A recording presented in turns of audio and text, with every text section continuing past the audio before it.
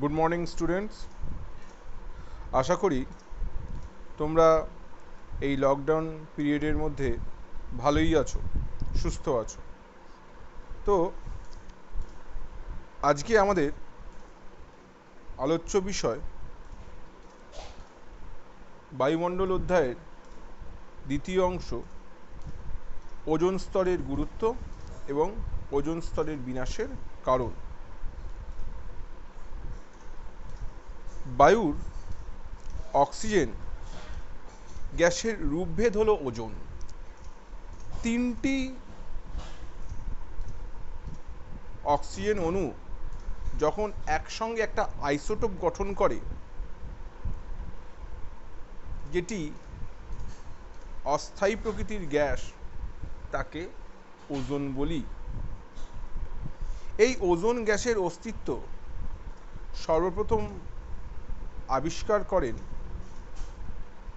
Christian Friedrich স্কোনবি 1840 সালে, এবং এর যে বিশেষ গন্ধ থেকেই এর নাম ওজোন এসছে। OZO, ওজো, এটি একটি গ্রিক শব্দ যেটি অর্থ বিশেষ গন্ধ।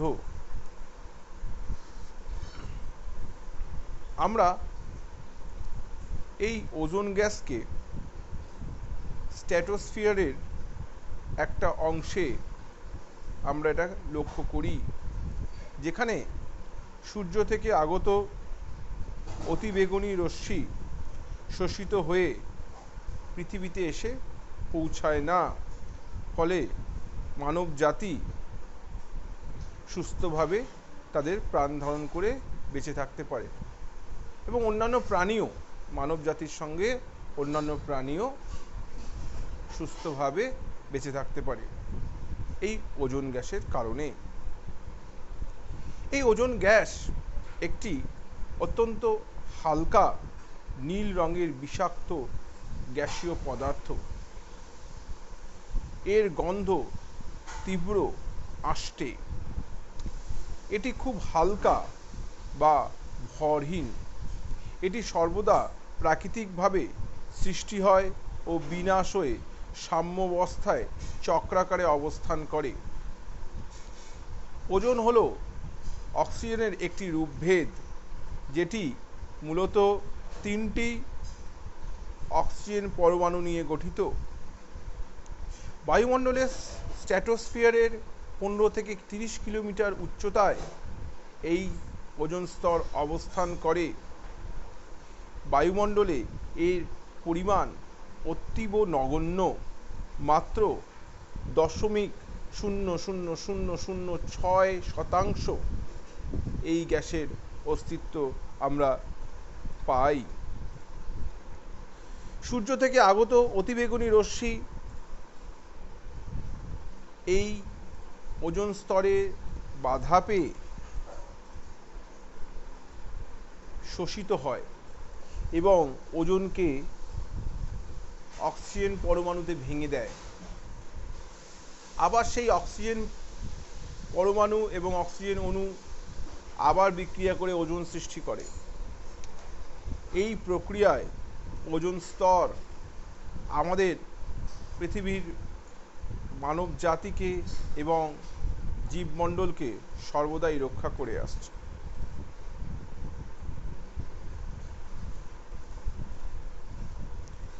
আমরা এখন যেই স্লাইডটি দেখছি, সেটি 1979 সালের আন্টার্কটিকার উপরে তোলা। তার পরবর্তীটি 1989 সালে, তার পরবর্তীটি 2006 এবং 2010 সালে। তোমরা বুঝতেই পারছো যে 1987 স্লাইডটি 1979 স্লাইডটি নীল অংশটার থেকে 1989 নীল অংশের পরিমাণ বেশি, এটি ওজোন হোল বা ওজোন গহ্বর, যেটি আন্টার্কটিকার উপরে সৃষ্টি হয়েছে। এবং পরবর্তী ক্ষেত্রে যেটি 2006 সালে, যার আয়তন আরও বেড়ে গেছে এবং 2010 সালে তার কিছুটা হলেও এটি হ্রাস পেয়েছে। বাস্তবে মানুষের দৈনন্দিন কার্যাবলী ওজোন স্তরকে সর্বদা ক্ষতি করে আসছে। ওজোন স্তর আমাদের উপরে বিশেষ গুরুত্বপূর্ণ ভূমিকা পালন করে। ওজোন স্তর কি কি কাজ করে সেটা নিয়ে আমরা এখন একটু আলোচনা করব। ওজোন একটি অতি বিষাক্ত গ্যাস এবং নিম্ন বায়ুস্তরে এটি খুবই ক্ষতিকারক। নিম্ন ট্রপোস্ফিয়ারে ওজোন দ্বারা ক্ষতিকর ধোঁয়াশা সৃষ্টি হয়। এটি সালোক সংশ্লেষে ব্যাঘাত ঘটায়, শস্য উৎপাদন হ্রাস করে। কিন্তু এই গ্যাসই যখন ঊর্ধ্ব বায়ুমণ্ডলে অর্থাৎ স্ট্র্যাটোস্ফিয়ারের 15 কিলোমিটার থেকে 30 কিলোমিটার উচ্চতায় অবস্থান করে, এটি আমাদেরকে প্রাকৃতিক সৌর পর্দা হিসাবে এটি কি আমাদেরকে সুরক্ষা দেয়। বায়ুস্তরে স্ট্র্যাটোস্ফিয়ারে ওজোন গ্যাসের স্তর পৃথিবীর জীবমণ্ডলের পক্ষে খুবই উপকারী ও গুরুত্বপূর্ণ। এটি ভূপৃষ্ঠের ওপর একটা পর্দার মতো অবস্থান করে, যেখানে 3টি অতিবেগুনি রশ্মির UVA, B এবং C মধ্যে UVBC, যাদের তরঙ্গ দৈর্ঘ্য 2950 আর্মস্ট্রং এর কম, তাদেরকে প্রতিহত করতে সক্ষম হয় এবং জীবমণ্ডলকে এই ক্ষতিকারক অতিবেগুনি রশ্মির হাত থেকে এরা এই স্তর রক্ষা করে। ওজোন গ্যাসের স্তর ভূপৃষ্ঠ থেকে বিকিরিত দীর্ঘ তরঙ্গের অবলোহিত রশ্মিকে বিকিরণে বাধা দিয়ে বায়ুমণ্ডলের উষ্ণতার যে ভারসাম্য, হিট ব্যালেন্স, সেটা বজায় রাখে। অর্থাৎ একদিকে যেমন ওজোন স্তর অতিবেগুনি রশ্মিকে পৃথিবীতে আসতে বাধা দিচ্ছে, অন্যদিকে পৃথিবী থেকে যে অবলোহিত রশ্মি যেটি বায়ুমণ্ডলে ফিরে যাওয়ার কথা, সেটিকে বাধা দিয়ে পৃথিবীর ভারসাম্য, তাপমাত্রার ভারসাম্যকে বজায় রাখছে, যার মাধ্যমে পৃথিবীতে কিন্তু একটা হিমযুগ আসতে পারছে না। তো দুদিক থেকেই ঊর্ধ্ব বায়ুমণ্ডলে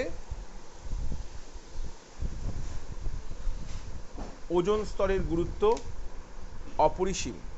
কিন্তু দেখা যাচ্ছে, তোমরা এক্ষুনি আলোচনা করলাম যে এই ওজোন স্তর প্রতি বছর আস্তে আস্তে তার ঘনত্ব কমে যাচ্ছে।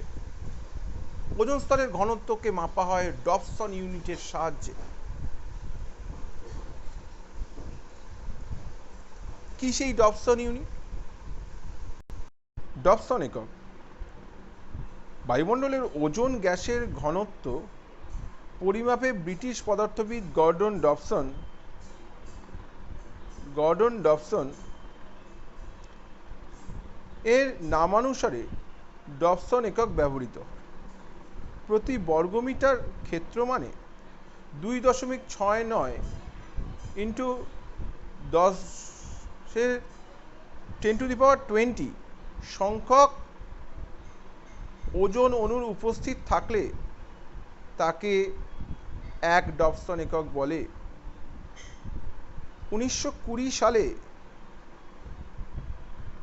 গর্ডন ডবসনই প্রথম আল্ট্রাভায়োলেট স্পেকট্রোমিটার যন্ত্রের দ্বারা ওজোন গ্যাসের ঘনত্ব পরিমাপ করেন এবং দেখা যাচ্ছে যে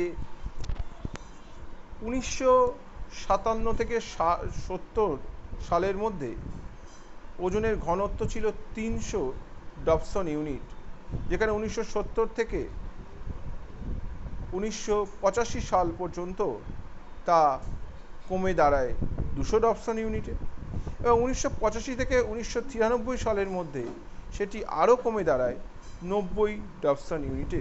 অর্থাৎ এর থেকে বোঝা যাচ্ছে যে অত্যন্ত দ্রুত মাত্রায় স্ট্র্যাটোস্ফিয়ারের ওজোন স্তর ধ্বংস হচ্ছে এবং যার মাধ্যমে পৃথিবীর ভারসাম্য বিনষ্ট হচ্ছে এবং পরিবেশগত অবক্ষয় আমরা এটা লক্ষ্য করছি।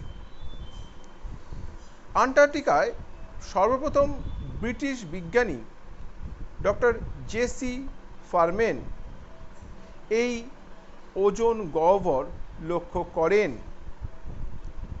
তো বর্তমানে আমাদের যে বিভিন্ন কার্যাবলী যেগুলির মাধ্যমে ওজোন স্তর বিনাশ হচ্ছে সেগুলি একটু স্থিতিশীল বা কমিয়ে আনার ফলে বর্তমানে দেখা যাচ্ছে 2014 থেকে 2019 সালের মধ্যে ওজোন স্তর অনেক ওজোন স্তরের ঘনত্ব আস্তে আস্তে বৃদ্ধি পাচ্ছে, অর্থাৎ ওজোন স্তর তার আগের অবস্থায় ফিরে যাচ্ছে।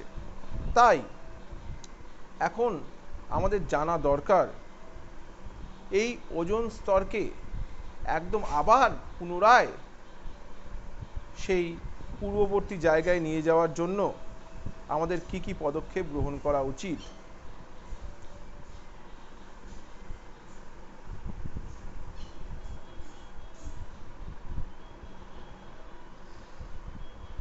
আমরা যে ওজোন হ্রাস, এই ওজোন হ্রাস দুটি প্রক্রিয়ায় হয় মূলত। প্রাকৃতিক প্রক্রিয়া, যেখানে স্ট্র্যাটোস্ফিয়ারে অতিবেগুনি রশ্মি এসে ওজোন স্তরের মধ্যে পড়ে, অক্সিজেন অণুতে এবং অক্সিজেন পরমাণুতে সেটা ভেঙে যায় এবং অক্সিজেন দুটো O3 প্লাস ও মিলে দুটো অক্সিজেন অণু গঠন করে। এই প্রক্রিয়ার মাধ্যমে প্রাকৃতিক উপায়ে কিন্তু ওজোন স্তরের হ্রাস ঘটে অতিবেগুনি রশ্মির প্রভাবে। কিন্তু এর সঙ্গে যখন বিভিন্ন মানবীয় কারণ যুক্ত হয় তখন ওজোন স্তর খুব দ্রুততার সহকারে তার হ্রাস ঘটে বা ওজোন স্তরে গহ্বর সৃষ্টি হয়। তার মধ্যে অন্যতম হচ্ছে ক্লোরোফ্লুরোকার্বন যৌগ, যার বাণিজ্যিক নাম ফ্রেয়ন। বর্তমান শিল্প শহরায়নের যুগে মনুষ্য সৃষ্ট মাত্রাতিরিক্ত বায়ুদূষণ ব্যাপক ওজোন হ্রাস করছে বা ওজনের ক্ষয় করছে।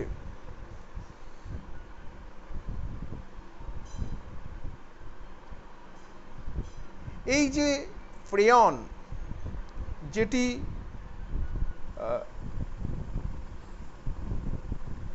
বায়ুমণ্ডলে 100 বছরের বেশি সময় টিকে থাকে, তা